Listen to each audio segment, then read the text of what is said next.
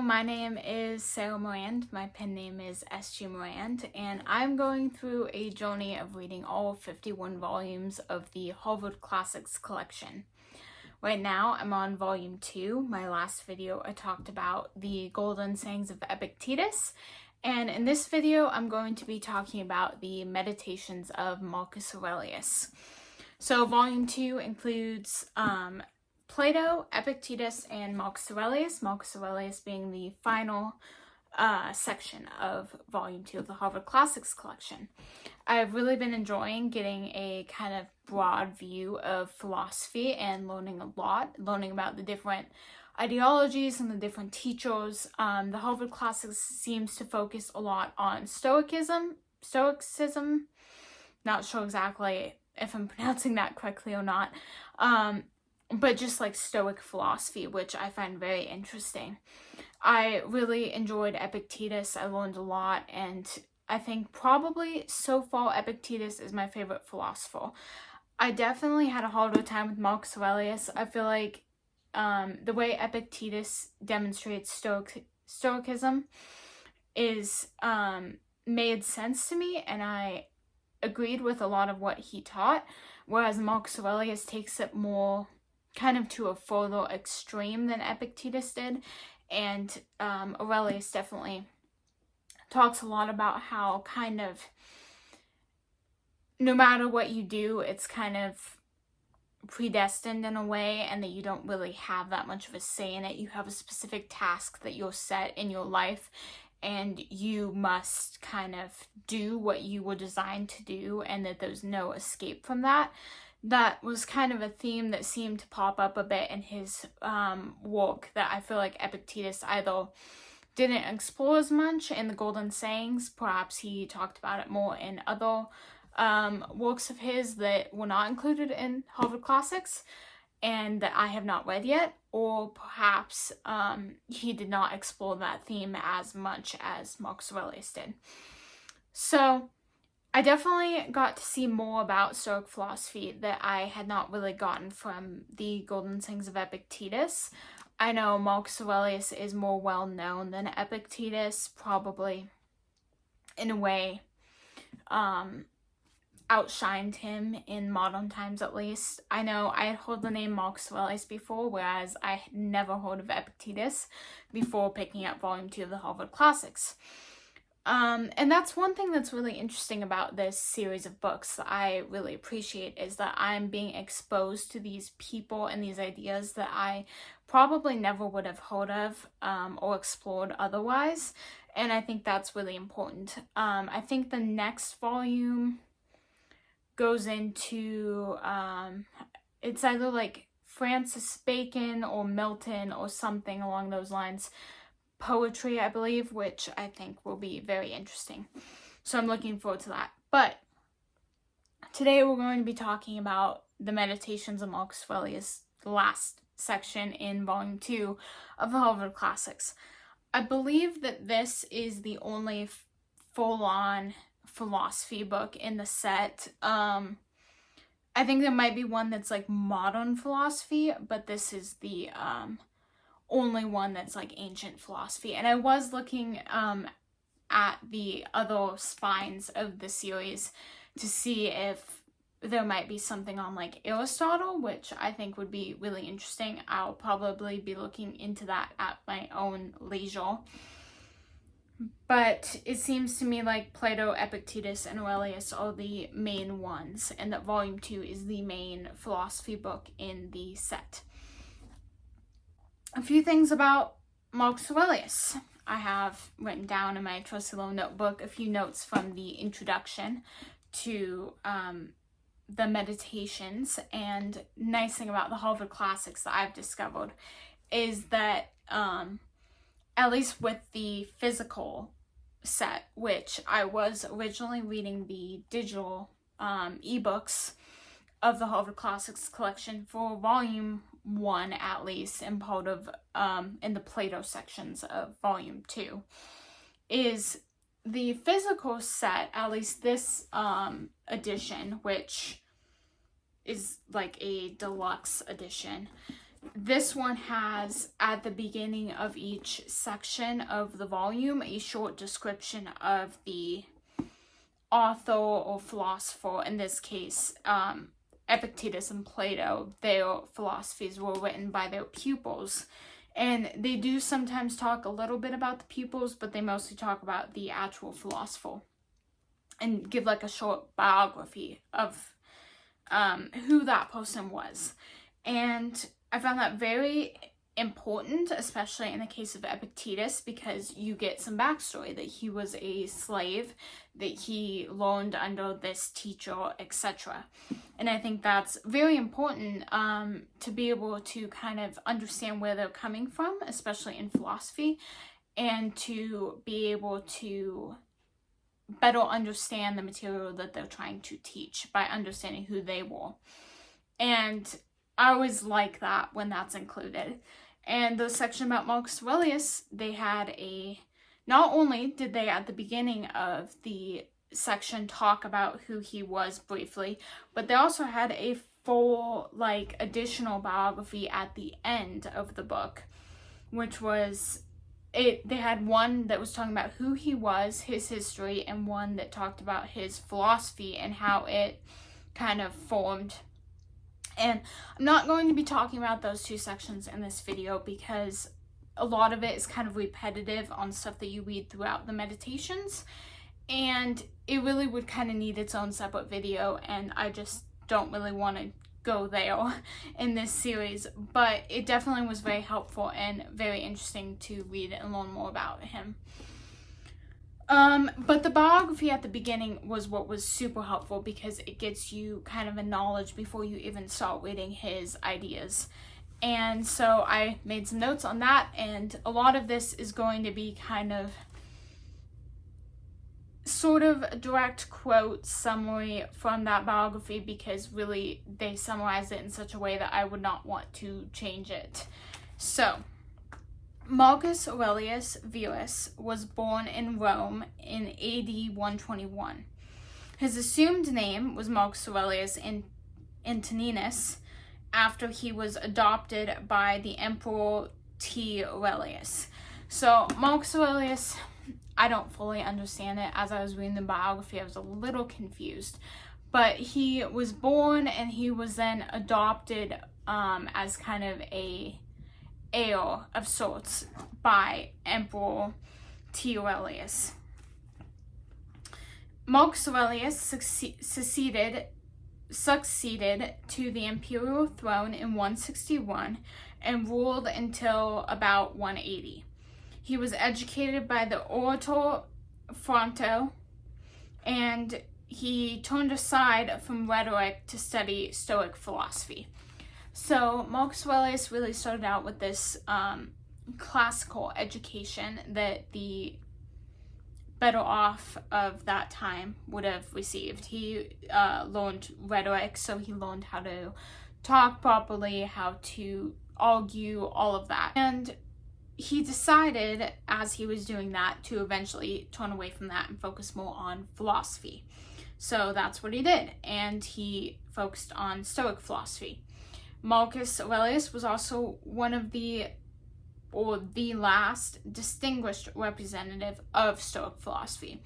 So before him, there were those like Epictetus and his teacher and others, but Aurelius was really the last of the lineage, as it were, of Stoic philosophy. The Meditations were written in Greek, and they are one of the best examples of the Stoic philosophy system. So Marcus Aurelius is one of the more fleshed out philosophers of Stoic philosophy. He really delved deep into it, whereas other philosophers maybe did not delve quite so deep into it, which I found interesting because on the surface level in Epictetus, I really agreed with a lot of the points that were made, but the further into the Stoic philosophy that like the Meditations explored, I agreed less and less. So I think that really says something about Stoic philosophy, at least in my experience. It seems really good on the outside, but then the deeper in you get, the more problems I started to see with the philosophy system. But the Meditations is one of the best, more fleshed out examples of Stoic philosophy. And Marcus Aurelius joined one of the things he was known for, in a way, is that he was a Stoic philosopher, but he also was the emperor. And during his time as emperor, there was peace for the most part, but Aurelius fell victim to this panic that swept over the populace of Rome after a great pestilence, and the Romans blamed the Christians for this pestilence, which the logic of it is not super sound. Likely what they believed is that the Christians were not worshiping Roman gods, and because of that, the Roman gods brought this pestilence to punish the people because the Christians were not conforming to their religion. That is likely the reasoning that they used for their blame of the Christians for this pestilence. But Marcus Aurelius joined the panic of the populace and agreed to blame Christians and, as a result, persecute them. And so this great persecution of Christians came as a result of this. And I'll be honest that when I was reading this book, that really that knowledge that I received before I started reading the book kind of tainted my opinion of Marcus Aurelius. I believe that he had some good teachings, and I found that a lot of them I agreed with. But I also was looking at it from this outside perspective now, that he said these things, and then in the end, he persecuted this people with no real good reason for doing so. And so in a way, in action, he was not able to live up to all of these great ideas that he had of like equality and things like that. And so it's interesting really with the biographies to look at that and then look at the teachings and see how they measure up in real life, in practice, as opposed to just philosophy. And I think that's important when reading anything written by someone, is to be able to judge it based on who they were and whether they followed those teachings that they were trying to teach to others. So that's just my little disclaimer, I guess, is that as I was reading this book, I kind of had to struggle with this feeling of kind of disgust at what he had done in his lifetime, in his actions, while I was also trying to look at the Meditations from an outside. I was trying to look at it from an unbiased viewpoint. And so I knew this information, but I was still trying to read the Meditations as if they were detached in a way from Marcus Aurelius, so that I could take what was valuable from them, even though I know that he, in his life, did some things that were not good. And in a way, that's true of everyone. Everyone has their faults, and that doesn't mean that everything that they teach is not helpful. They can teach helpful things, and they can still have their faults, and there can be agreement and disagreement connected. You don't have to agree with everything that someone says or does, but you can agree with some of it. And I think that's something that is a valuable takeaway from the Harvard Classics collection, and something that I am working on to build my own worldview and be as unbiased as possible. So, that being said, I have some quotes from the Meditations of Marcus Aurelius that really stuck out to me, that I enjoyed a lot, that I would like to talk about. And I have them written down in my trusty notebook. Marcus Aurelius wrote, "To read carefully and not to be satisfied with a superficial understanding of a book." This was part of a larger quote, obviously, and I cut it a little bit because this, I thought, was the essence of the quote. It's very important to read carefully. It's a very valuable skill, and to not just have a superficial understanding. There are times where I'm reading a book and I find myself losing track of what I'm actually reading and not paying attention. And that happened a few times with this book. And that's part of the reason why this video is like a week late, is because I ended up having to slow down. It's not that long of a book, but I would start getting distracted and just trying to rush through it and not actually understanding the book. So that is part of the reason why this video is going to be late, is because of that distraction. Marcus Aurelius started out the book, which I think was interesting, with this kind of acknowledgement of what he had learned from his various teachers. And it may seem like he's kind of praising himself as he's giving this, but on a deeper level, he's really stepping back, and he wrote this book for his own benefit. So he's saying, you know, this is what this person taught me, this is what this person taught me, and this is what they were known for, their morals, their values, and it's kind of a reminder to himself to value these things in his own life.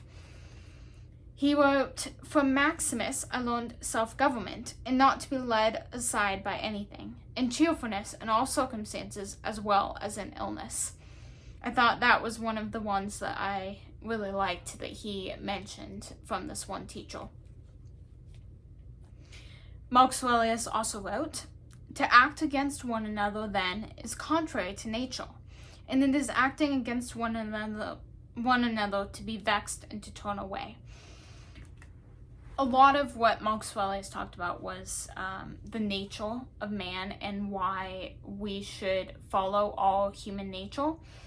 And in some ways I disagree with that. I won't go into too much detail there, but he talked about the fact that acting against one another and being angry and turning away from someone is against our nature.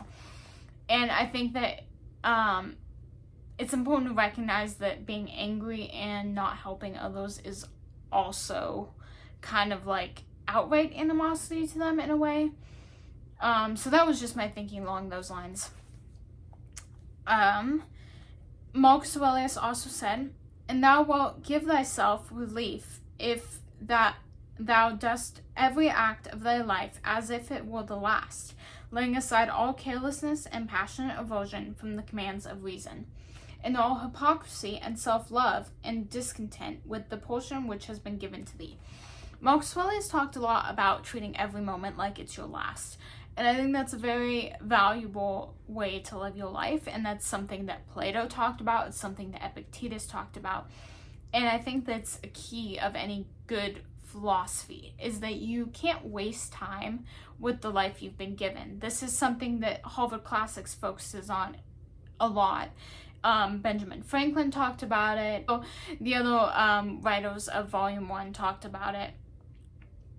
And all of the philosophers have talked about as well, is that you must live in the moment, in the present moment, and you must act as if there is no future.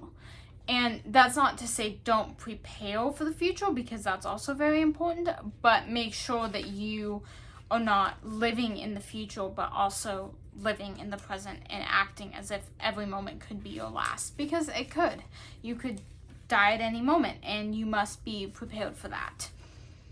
And that is what the basis of good philosophy is, I believe. Aurelius also said, "The offenses which are committed through desire are more blamable than those which are committed through anger."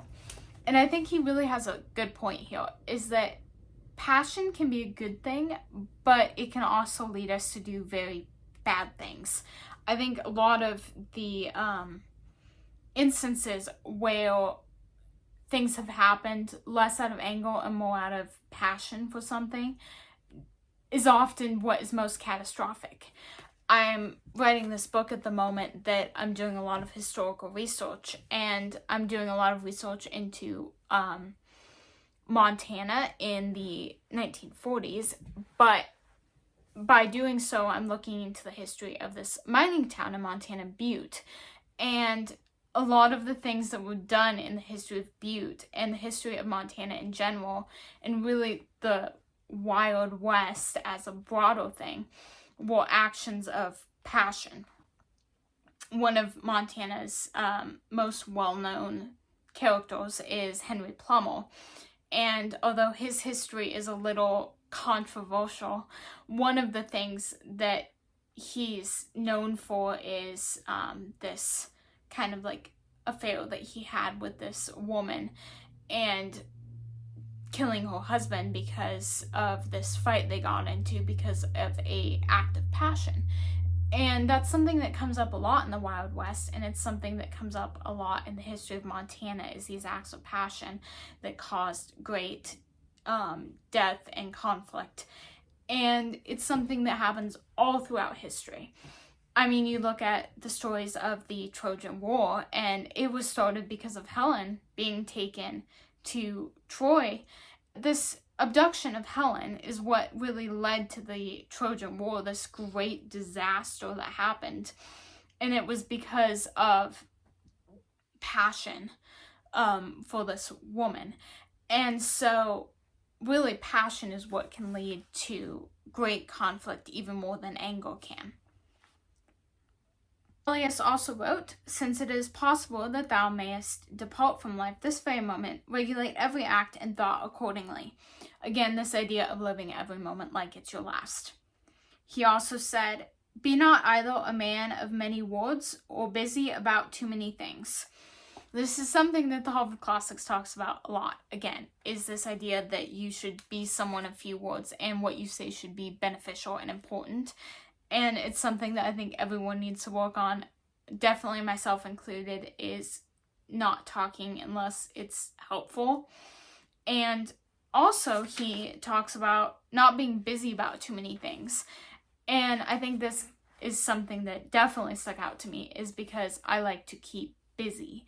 And sometimes I like to keep busy to distract my mind from thinking about things. And so I'll take on so many projects just to not have to stop and think and deal with stuff. And I think it's important to have moments of peace and quiet and not be busy with things in order to really consider and debate with yourself about issues. Aurelius also wrote, if thou findest everything else smaller and of less value than this, give place to nothing else. For if thou dost once diverge and incline to it, then thou wilt no longer without distraction be able to give the preference to that good thing which is thy proper possession and thy own. There's a bit to unpack in this, I guess. What he's saying is once you have a good thing, don't get distracted by not good things. So if you're, I don't know, for example, classical literature. I'm reading classical literature. Okay, that's great. But then I start reading contemporary literature that's not helpful, which can also be nice because it can be fun and it can be distracting and it's entertaining. But just for the sake of this argument, he's saying, like, once you've found the good things, you should not distract yourself with the lesser things. And that if you do that, you may not return to the good things. And so this is like a bad example, but the classical literature example would be that if you read good books and then you distract yourself with poorly written books or books that are just a distraction and a diversion, then you are forsaking time that could be spent on the better things. And don't get me wrong, I love a good, like, mass market paperback mystery novel that has the same plot as every other mystery novel in that series. But I do get what he's saying here, and I just think that the book example is kind of the best way I can put it easily. Marcus Aurelius also wrote, bear in mind that every man lives only this present time, which is an indivisible point, and that all the rest of his life is either past or it is uncertain. Short then is the time which every man lives. So again, this idea of you can only live in the present, and the future is uncertain, and the past is gone. Aurelius wrote, tranquility is nothing else than the good ordering of the mind. That I just thought was very poetic, and this idea that you get peace by getting your mind in order and understanding your thoughts. Aurelius wrote, "As a man, when he has done a good act, does not call out for others to come and see, but he goes on to another act, as a vine goes on to produce again the grapes in season." So he's saying that, when someone has done something good, they don't call attention to it, they just go on to the next good thing. And that it's like a vine does not say, "Hey, look at these grapes that I just produced." It doesn't do that. It just goes on to produce more grapes. And that's really the way that you should act when you are doing good acts, is not draw attention to them, but just go on to the next thing. He also wrote, "Such as all thy habitual thoughts, such also will be the character of thy mind." So you may have good thoughts, but whatever you think about most often, whether that's good or bad, that is what is going to be the character of your mind. And also the things that you do in practice, or what you will do in execution, I guess. So if you are thinking bad thoughts, you're probably going to be displaying that in your outward actions as well. Aurelius said, "Look within, set neither the peculiar quality of anything nor its value. Let not the peculiar quality of anything nor its value escape thee." He says, look within yourself. I think it was Epictetus said, "Know thyself," and I think that's kind of the same idea that he's trying to paint here, is know yourself and know the particulars. And don't let the small things escape your notice. He also said, "The best way of avenging thyself is not to become like the wrongdoer." I think that is something that is very important to think about, is the fact that vengeance doesn't really accomplish anything, and the best way to get revenge is to live well. That's another philosophy, and I don't know, maybe that comes from this quote, that idea of the best vengeance is to live well, or maybe that comes from another philosopher. It might have been Epictetus, I don't even recall right offhand, but the idea that you can just not become like that person that has wronged you. Aurelius also said, "If a thing is difficult to be accomplished by thyself, do not think that it is impossible for man. But if anything is possible for man and conformable to his nature, think that this can be attained by thyself too." So, in other words, you can really, if something is possible, you can accomplish it. And just because it's difficult for you does not mean that it's impossible for everyone. And if you look at something and someone else is doing it and you want to do it, then you can strive to do that thing because it is something that is possible. And Aurelius also went on to talk about this issue that if you're really struggling to do this thing, then maybe it's not within your nature for you to do it. And if someone else is having an easy time of it, then maybe it's in their nature to do it.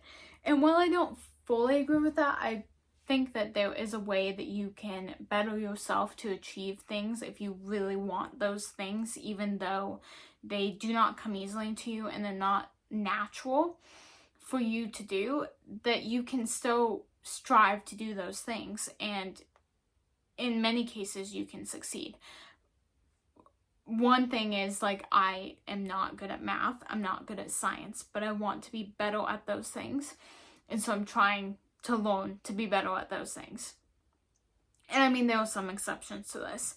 Maybe if you have a horrible singing voice, you may never get to be, a prima donna singer, that you're like an opera singer or something like that. You may never reach that point. But I do believe that you can better yourself and reach a point of, at least somewhat, reach a point of self-satisfaction in that area. Aurelius wrote, "If any man is able to convince me and show me that I do not think or act right, I would gladly change, for I seek the truth by which no man was ever injured, but he is injured who abides in his error and ignorance." This is really key, I think, is that you need to be teachable and you need to accept critique from others. And Aurelius said, if someone is able to prove to him that he acted or thought incorrectly, then he will learn from that and he will accept that truth, because truth is what he seeks. And truth doesn't hurt people, but acting in ignorance and error will. And so if someone tells you, you're really wrong here and you need to change, and they can prove to you that you're wrong and that you need to change, if you decide to still be in ignorance and error, then that is harmful, not only to others, but to yourself especially.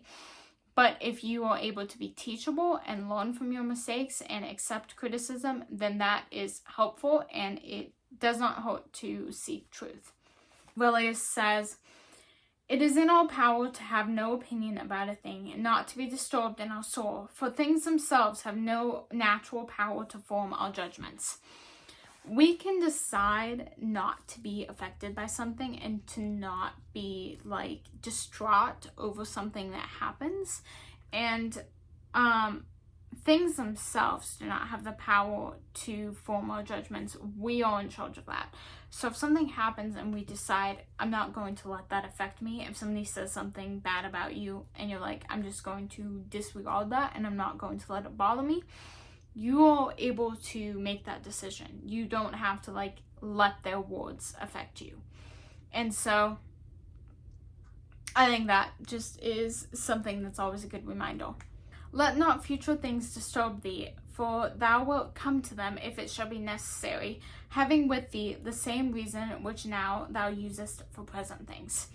A lot of times we worry about future things, not thinking about the fact that we will be prepared to face them when they do come, and that a lot of times the same reason that we use now to handle present issues will be ready to handle those future issues when the time comes. So there's not really any point in worrying about future issues in the present, and that we should prepare for the future, yes, but we should not worry about it necessarily. Aurelius also said, the perfection of moral character consists in this, in passing every day as the last, and in being neither violently excited, nor turbid, nor playing the hypocrite.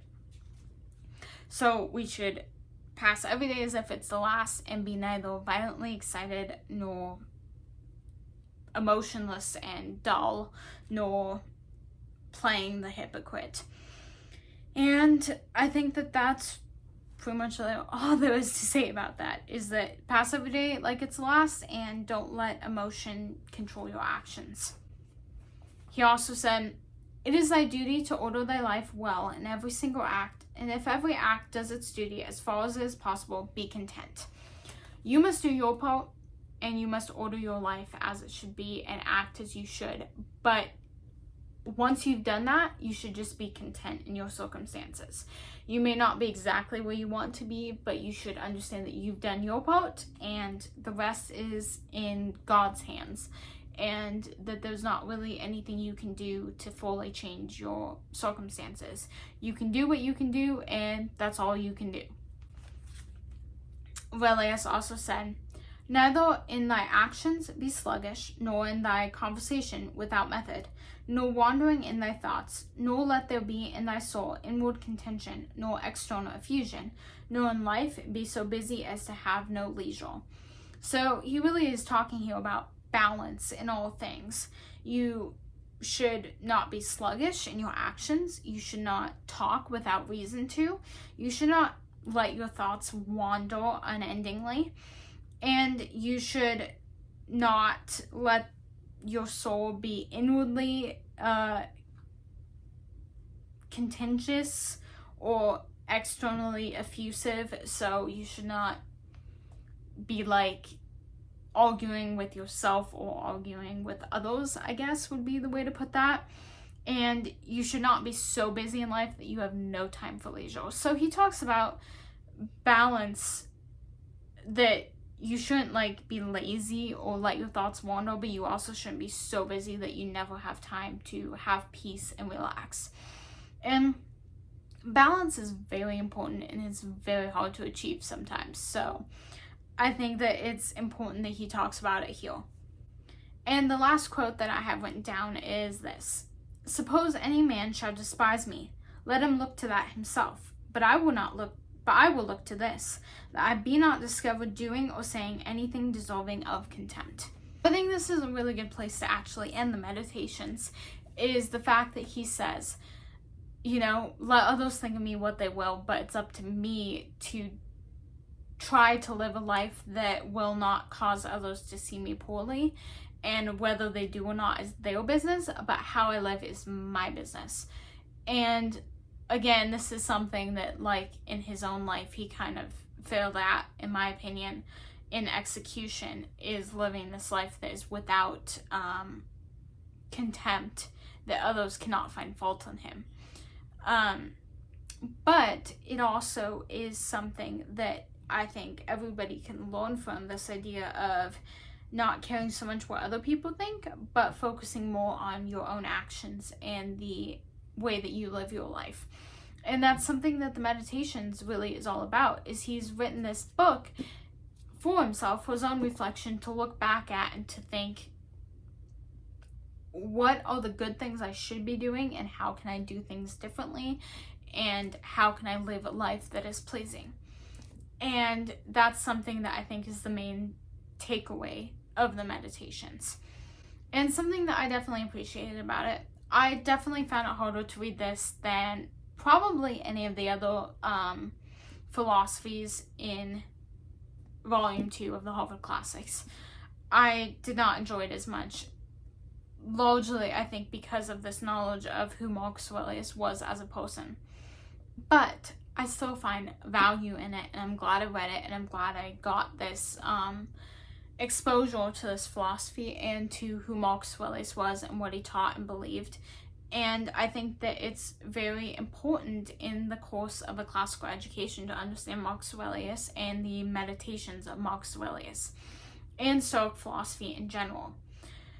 So that brings me to the end of Volume 2 of the Harvard Classics. I finished the first 2 volumes now, and I'm so excited, and I'm very slowly moving forward, and I will be in Volume 3 next. My next video is probably not going to be about the Harvard Classics, because I am also working on reading through Ovid's Metamorphoses, which is Greek mythology. I'm very close to being done with that, and I will probably be taking a break from Volume 3 for a little while to get through that and finish it, and then I will probably be reading that the rest of the way through and then talking about it in a video. And that's probably going to be a longer video because it's a very long book, very intense. I might also talk a little bit about some of my favorite fall reads, because I am starting to feel like fall is quickly approaching, and I definitely I'm not a huge Halloween person, but I definitely have some spookier reads that I like reading in the fall of classical fiction. In fact, some of my favorite classical fiction novels all kind of creepy and just makes me think of fall and this type of year. And so I'll probably do a top 5, top 10 type video about that, and then I might go in and read a few and then talk about them. I might just be rereading a few of those for a while. So if you're interested in that, stay tuned. Like and subscribe for more content like this. I will get back to the Harvard Classics collection, I promise. But I really don't know how long speeches and poetry is going to take me to read. So I might be a little bit delayed in making videos. I'm going to try to be consistent in making it at least every other week. I might slow down and do it every other week instead of every week as I'm continuing. The first few videos I made, I was a few books ahead, and I've fallen behind now. So literally, as of making this video, I just finished Volume 2 and I have not started Volume 3 yet. So maybe I'll talk about the reading process of reading these books or something like that. But I definitely enjoy making these videos and discussing with you guys in the comments other recommendations and what you thought of certain books and learning about your reading journeys. And so I definitely want to keep up with these maybe a little slower in the future, but have patience. The videos will keep coming. Leave a comment below if you've read Marcus Aurelius, what you thought of it, and also if you have any authors that you kind of can't wrap your mind around who they were as a person and what they wrote. Something that I might talk about a little bit in if I make that fall book video is one of my favorite type of, I really like the Lovecraftian horror and H.P. Lovecraft, but undeniably he was a very problematic person in life, and that leaks into some of his books. And so if there's any authors like that that you want to get some venting off of your chest in the comments, please do. And stick around for the next video. See you later.